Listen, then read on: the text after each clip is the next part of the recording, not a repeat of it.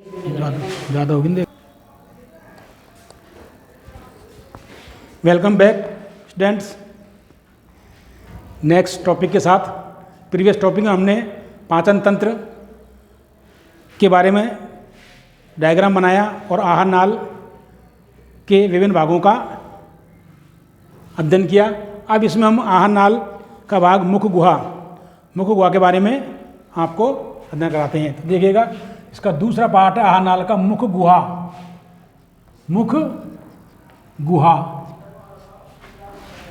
Buccal cavity,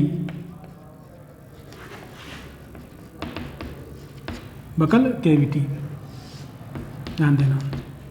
मुख गुहा के बारे में हमने आपको इसकी परिभाषा बता दी थी प्रीवियस टॉपिक में, फिर भी एक बार टेली कर लेते हैं कि मुख गुहा क्या होती है। दांतों के अंदर पाई जाने वाली ऐसी गुहा जो ऊपर से तालू, ध्यान देना, नीचे जीभ से, ऊपर से तालू, नीचे जीभ से, अग्र पार्श्व दांतों से और पश्च भाग में ग्रसनी से घिरी होती है, तो उसे मुख गुहा कहते हैं। जब मुख गुहा ग्रसनी तक जाती है तो उसे मुख ग्रसनी गुहा कहते हैं। अब ध्यान देना, मुख गुहा के अंतर्गत जो पहला पार्ट है इसमें तालू, पैलेट, PALATE, पैलेट। ध्यान देना बेटा, तालू, पैलेट। तालू देखिएगा, मुख गुहा की जो छत होती है, ध्यान देना आप, मुख गुहा की छत को तालू कहते हैं। ये बकल कैविटी है, उसको ऊपर वाला भाग अगर आप हाथ लगाओगे तो मुख गुहा की छत को तालू कहते हैं। ये 3 अस्थियों से मिलकर बना होता है, ध्यान देना। वैसे इसके 2 भाग होते हैं तालू के, एक कठोर तालू और एक नरम तालू। देखो परिभाषा देखो इसकी, मुख गुहा की छत, जो ऊपर वाला होता है ना, ऊपरी जबड़े में, मुख गुहा की छत को तालू, पैलेट, तालू कहते हैं। क्या कहते हैं बेटा? मुख गुहा की छत को तालू कहते हैं। यह तालू 2 भागों में बटा होता है, 2 भागों में बटा होता है। कितने भागों में? 2 भागों में बटा होता है। पहला है ए, कठोर तालू,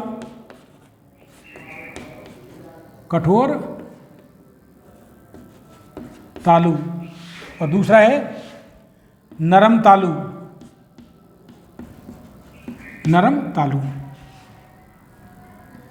सॉफ्ट पैलेट और हार्ड पैलेट। इसके बारे में देखें पहले वाले में, नरम तालू ये क्या है, वो सॉरी कठोर तालू, हार्ड पैलेट, हार्ड पैलेट। तो देखिएगा, यह कठोर क्यों है? क्योंकि यह तालू 3 अस्थियों से मिलकर बना होता है। 3 अस्थियां कंपटीशन में पूछी जाती है बेटा कि तालू जो होता है, कठोर तालू, वो किन किन अस्थियों से मिलकर बना होता है। कठोर तालू किन अस्थियों से मिलकर बना होता है, नाम बताइए। बस बनते हैं ऐसे कि कठोर तालू किन अस्थियों से मिलकर बना होता है। तो देखिएगा, यह 3 अस्थियों, हड्डियां जो होती हैं बेटा, बोन्स, 3 अस्थियों, पहली है पैलेंटाइन, दूसरी है प्रीमैक्सिला और तीसरी है मैक्सिला।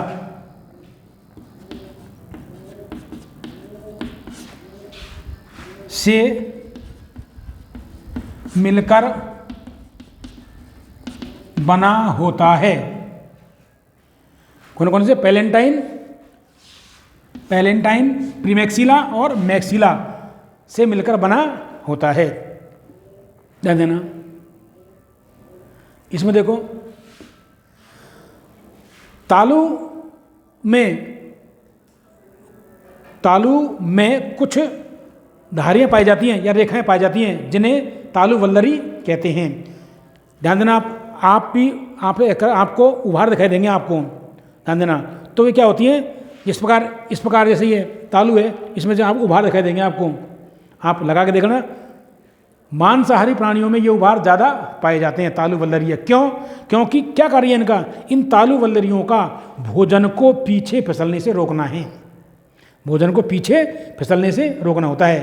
तो क्या होता है कि कठोर तालु, कठोर क्यों कहते हैं इसको? क्योंकि यह 3 प्रकार के अस्थियों से मिलकर बना होता है, पैलेंटाइन, प्रीमैक्सिला और मैक्सिला। अब आता है देखो इसमें कठोर तालु में पीछे की ओर, यह कठोर तालु में कुछ रेखाएं या धारियां पाई जाती हैं, जिन्हें तालु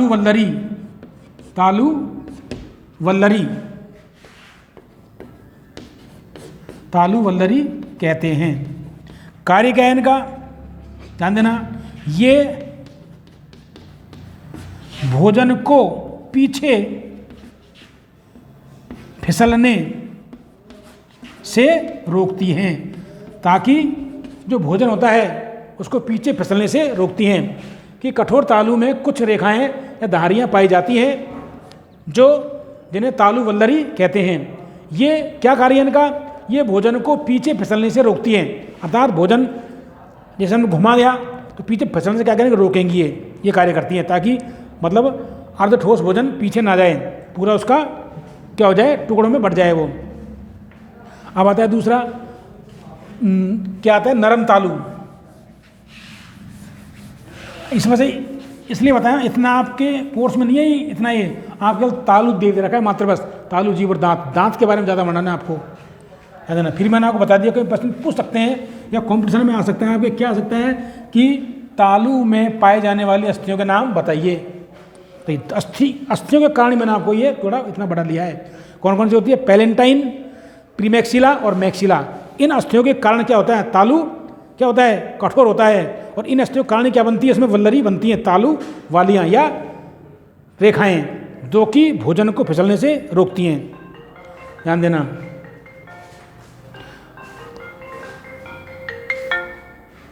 अब देखिएगा दूसरा आता है बी, पीपाट, नरम तालु, सॉफ्ट पैलेट। ये क्या होता है बेटा? देखो ध्यान देना, आपने देखा होगा कठोर तालु के पीछे, ध्यान देना, कठोर तालु के पीछे एक उंगली समान उभार, क्या होता है? उंगली समान उभार लटका होता है, जो किसका भाग होता है? तालु का ही भाग होता है, जिसे क्या बोलते हैं? यूवुला, या इसको बोलते हैं मतलब उंगली समान उभार होता है, इसे हम सामान्य भाषा में कागला बोलते हैं, सुना होगा, वो यूवुला क्या कहते हैं उसको। तो ये नरम तालु का भाग होता है। तो देखो क्या लिखेंगे इसको हम? कठोर तालु के पीछे एक उंगली समान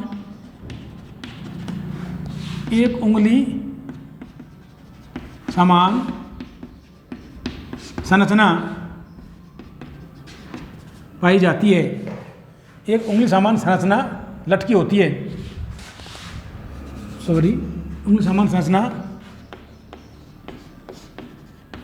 लटकी हुई होती है, जिसे क्या बोलेंगे? यूवुला कहते हैं। क्या कहते हैं? जिसे यूवुला कहते हैं। तो ये आपके तालु का वर्णन हो गया। इसके बाद में आता है बेटा आपको क्या आती है? जीभ। नीचे फर्श पे क्या है? तल पर, मुख गुहा के तल पर क्या आती है? जीभ, जिह्वा। मतलब जो यूवुला होता है ना, ये नरम तालु, ये होता है तालु विच्छेद बोलते हैं इसको, तालु को विच्छेद करने वाला, तालु विच्छेद या यूवुला। इसके बाद में आते हैं आपको, इसका पार्ट है सेकंड पार्ट, मुख गुहा का जिह्वा, जीभ ऑब्लिक जिह्वा। टंग,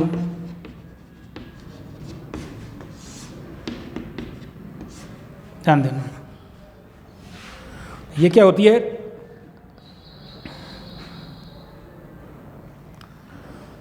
मुख गुहा, जो मुख गुहा के तल पर एक मांसल, पेशीय, लसलसी, चपटी संरचना पाई जाती है, जिसे क्या बोलते हैं? जीभ कहते हैं। यह अग्र भाग से स्वतंत्र होती है और पश्च भाग से फ्रेनुलम लिंगुअल द्वारा जुड़ी होती है। ध्यान देना, फ्रेनुलम लिंगुअल द्वारा जुड़ी होती है या फ्रेनुलम जिह्वा द्वारा जुड़ी होती है, पीछे पीछे, और मुख गुहा के अर्ध भाग तक आती है, आधे भाग तक। तो देखो परिभाषा देखो इसकी, मुख गुहा के तल पर, मुख गुहा के तल पर स्थित एक पेशीय, मांसल, लसलसी,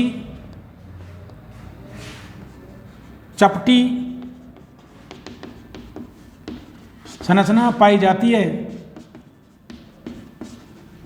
जिसे क्या कहते हैं? जीभ या जिह्वा कहते हैं। कैसे होती है?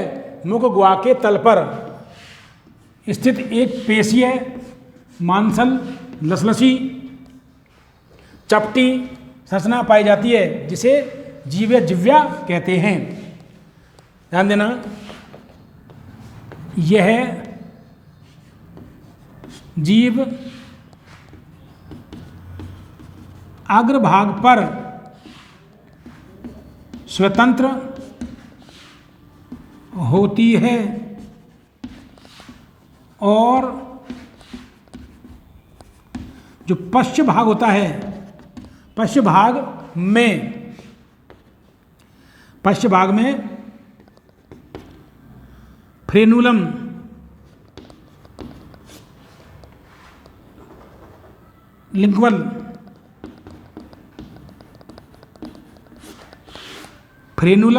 लिंगुअल द्वारा जुड़ी होती है। ऐसे जो भी कह सकते हैं, हायोड के उपकरण, क्या बोल रहे हैं इसको? हायोड के उपकरण द्वारा जुड़ी होती है पश्च भाग में। ये प्रश्न आता है परीक्षा में कि हायोड का उपकरण क्या कहलाता है? जिह्वा, फ्रेनुलम लिंगुअल। बहुत यही प्रश्न आते हैं कॉम्पिटिशन में, ध्यान रखना यहाँ से ही कि फ्रेनुलम लिंगुअल किसका पार्ट है? पाचन तंत्र का। और मतलब जीभ क्या बोलते हैं इसको? हायोड का उपकरण। निम्न में से हायोड का उपकरण है, ऐसे ही आप, या फिर ये पूछ लेगा कि फ्रेनुलम लिंगुअल है हायोड का उपकरण, ऐसे प्रश्न बनते। ध्यान रखना, बहुत इंपॉर्टेंट है, ध्यान रखना ये कि अगर भाग पर क्या होती है? ये स्वतंत्र होती है। जिह्वा अगर भाग पर क्या होती है? स्वतंत्र होती है, लेकिन पश्च भाग पर किसके द्वारा जुड़ी होती है? फ्रेनुलम लिंगुअल या फ्रेनुलम जिह्वा द्वारा जुड़ी होती है, जिसे क्या बोलते हैं? हायोड का उपकरण भी कहते हैं इसको। हायोड का उपकरण बहुत इंपॉर्टेंट है, ध्यान रखना ये। हायोड का उपकरण,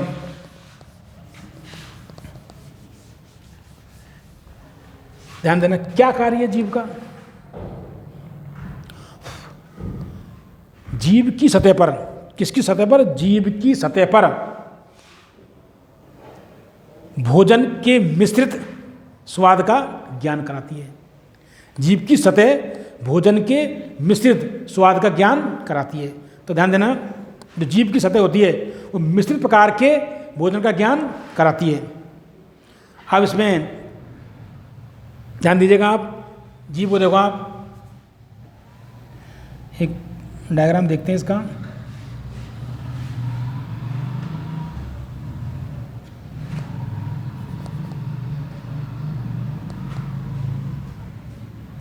इस टाइप, तो देखो ध्यान से,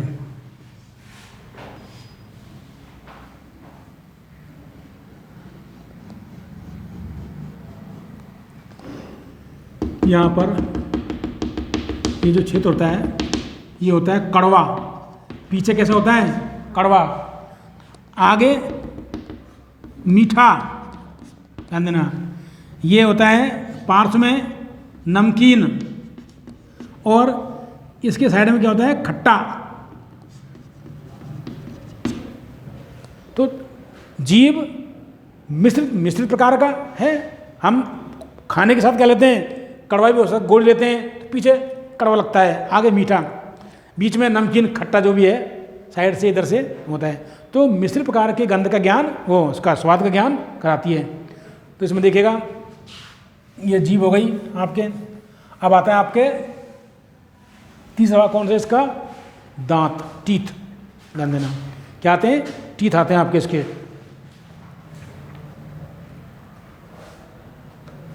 और क्या कार्य हैं जीव के, और भी कार्य हो सकते हैं, ध्यान देना।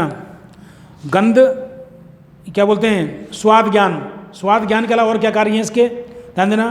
भोजन को लसलसा बनाना, है कि नहीं, भोजन को लसलसा बनाना, भोजन को मुख गुहा में घुमाना, नहीं है क्या, इसकी सहायता से घूमता है, क्योंकि ये लार क्या करती है, स्रावित करती है, भोजन में लार को मिलाना आदि क्या करती है, ये कार्य करती है। तो देखिएगा अब आता है इसका तीसरा पार्ट, मुख गुहा का दांत, टीथ।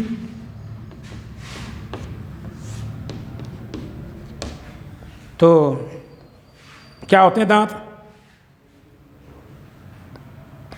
टीथ। तो देखिएगा मानव में ऊपरी जबड़ा और निचला जबड़ा। तो मानव में ऊपरी और निचले जबड़ों में स्थित संरचना जो भोजन को क्या करती है, तोड़ने, चीरने, पीसने और चबाने का कार्य करते हैं, क्या कहलाते हैं, दांत कहलाते हैं।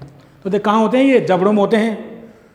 और इसी आधार पर दांत कितने प्रकार के होते हैं, 3 प्रकार के होते हैं। नहीं सुनो से तो विभिन्न प्रकार और आकार, ध्यान देना, आकार एवं प्रकार के आधार पर दांत वैसे 4 प्रकार के होते हैं, लेकिन उससे पहले मानव और अन्य स्तनधारियों के दांत क्या होते हैं, थीकोडोंट, अर्थात मसूड़ों एवं हड्डियों में गड़े होते हैं, क्या कहलाते हैं, थीकोडोंट, ऊपर जबड़े नहीं होते क्या।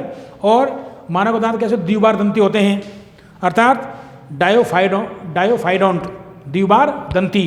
द्विबार दंती से मतलब है, देखो ध्यान से, पहले बात तो मानव क्या था, मानव के ऊपरी और निचले जबड़ों में भोजन को चबाने, कुतरने, पीसने, चीरने, फाड़ने के लिए क्या होते हैं, दांत होते हैं।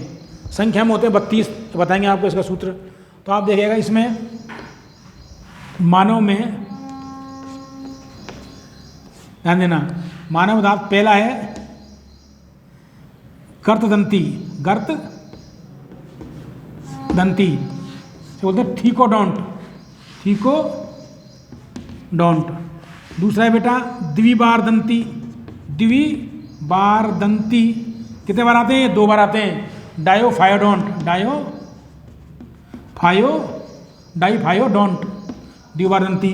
और तीसरा है वो होते हैं विषम दंती, हेट्रोडोंट,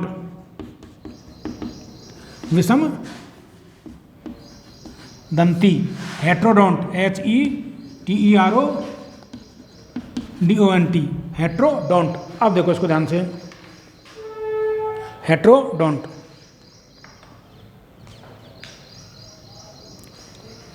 गर्दंती क्यों कहते हैं हम इसको, बताओ।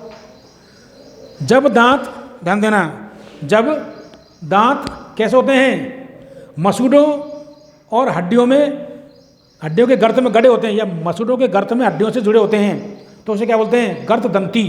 देख लीजिए ऊपर दांत नीचे के दांत, तो क्या कहलाते हैं, गर्दंती। तो मानव के दांत कैसे, ये बहुत इंपॉर्टेंट चीज़ है, आपको यही आता है विषमदंती।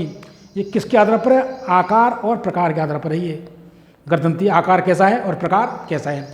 द्विबार दंती, मानव में डायोफायोडोंट प्रकार के दांत पाए जाते हैं, अर्थात दूध के दांत और स्थायी दांत। दूध के दांत 20 होते हैं और स्थायी दांत 32 होते हैं, ध्यान देना। तो देखो 2 बार आते हैं, इसलिए क्या बोलते हैं, द्विबार दंती। अब ध्यान देना, द्विबार दंती दांतों में केवल कौन से नहीं होते हैं, प्रीमोलर, अग्र तृण दांत नहीं होते हैं, ध्यान रखने के बाद, बाकी होते हैं द्विबार दंतियों में। बाद में बच्चों में देखा होगा आपने। अब देखो अब आता है विषम दंती। मानव के दांत कैसे होते हैं, विषम दंती, आकार एवं प्रकार के आधार पर विषमदंती, अर्थात 4 प्रकार के होते हैं। पहला है कृंतक। कौन से होते हैं इसको? Canine, sorry incisor. सबसे पहला है इंसाइजर कृंतक, दूसरा है कौन सा? रदनक कैनाइन, तीसरा है प्रीमोलर अर्थात अग्र चरवणक, और चौथा है मोलर चरवणक। तो ये 4 प्रकार के होते हैं, सबका कार्य अलग अलग है, ध्यान देना। तो देखो ये हमारे ये भी है, होने को तो कोई दिक्कत नहीं है, बता दें आपको मैं। तो विषमदंती के बारे में अपन थोड़ा देख लेते हैं। विषमदंती के बारे में देख लो।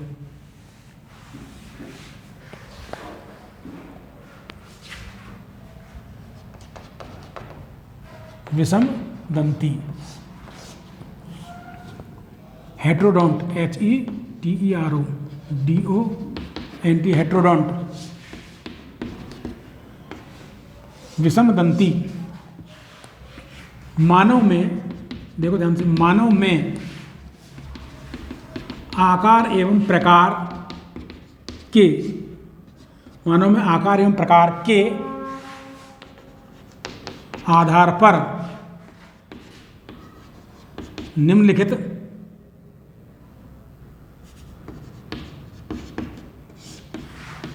चार प्रकार के दांत पाए जाते हैं।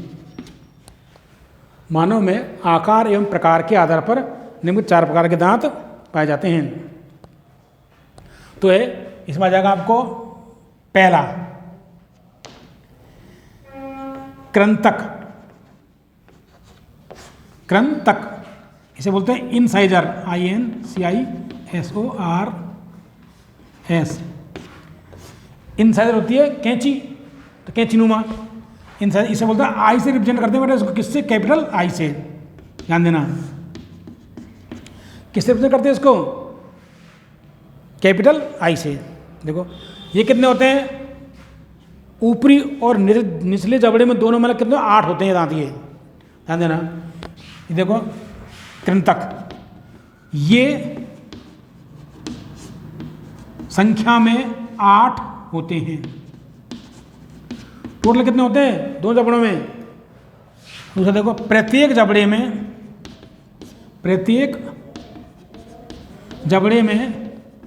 4 कृंतक या इंसाइजर दांत होते हैं।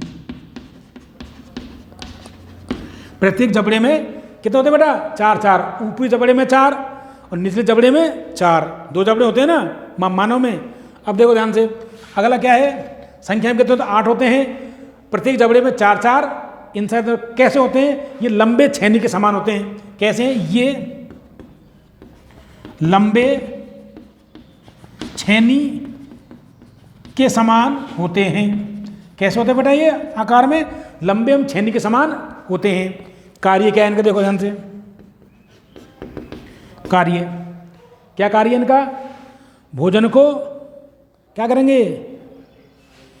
काटने कुतरने। क्या कार्य करेंगे? छेनी क्या करेंगे? भोजन को काटने में कुतरने कार्य करते हैं। ये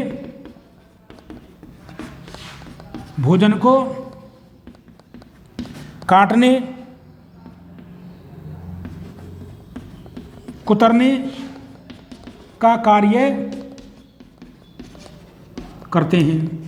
काटने कुतरने का कार्य करते हैं। ये भोजन को काटने या कुतरने के का कार्य करते हैं या कुतरने के लिए होते हैं। ठीक है। कृंतक कितने होते हैं? संख्या में 8 होते हैं। प्रत्येक जबड़े में 4 कृंतक इंसाइजर दांत होते हैं। ये लंबे छेनी के समान होते हैं। कार्य क्या है? ये भोजन को काटने कुतरने का कार्य करते हैं। और दूसरा प्रकार कौन सा है इसका? कैनाइन। क्या बोलेंगे उनको? रदनक।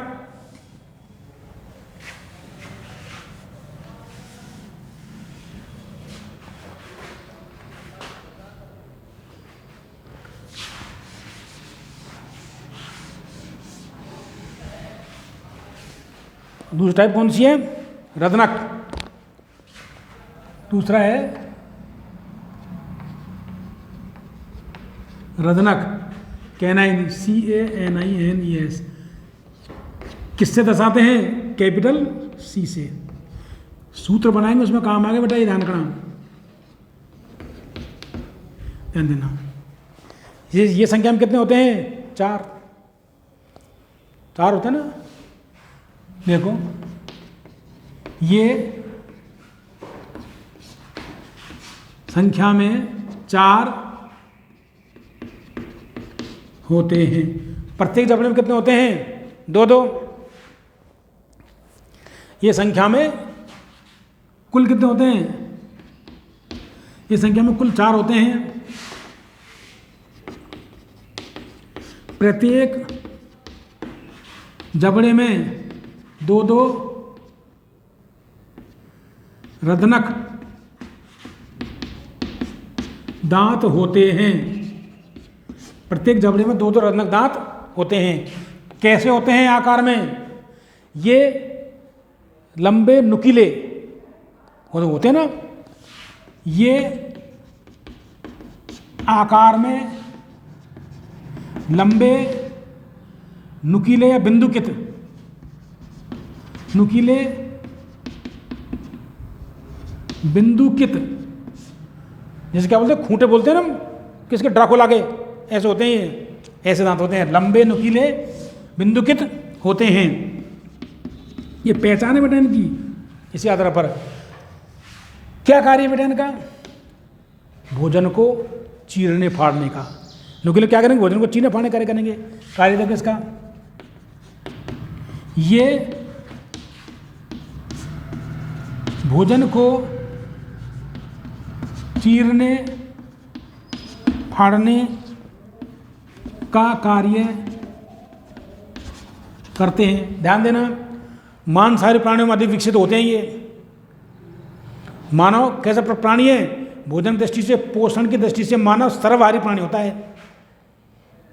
कुछ मांसाहारी होते हैं, कुछ शाकाहारी होते हैं। ध्यान देना, सब तरह खाते हैं। अब देखो इसमें भोजन को चीरने फाड़ने कार्य करते हैं। संख्या में कितने होते हैं? 4 तो हम कम पाए जाते हैं। 2 ऊपरी जबड़े में 2 और निचले जबड़े में 2, दोनों अर्धांशों में बटे होते हैं। अब देखिएगा तीसरा प्रकार है इसका प्री मोलर। बाकी बेटा कल देखेंगे इसको।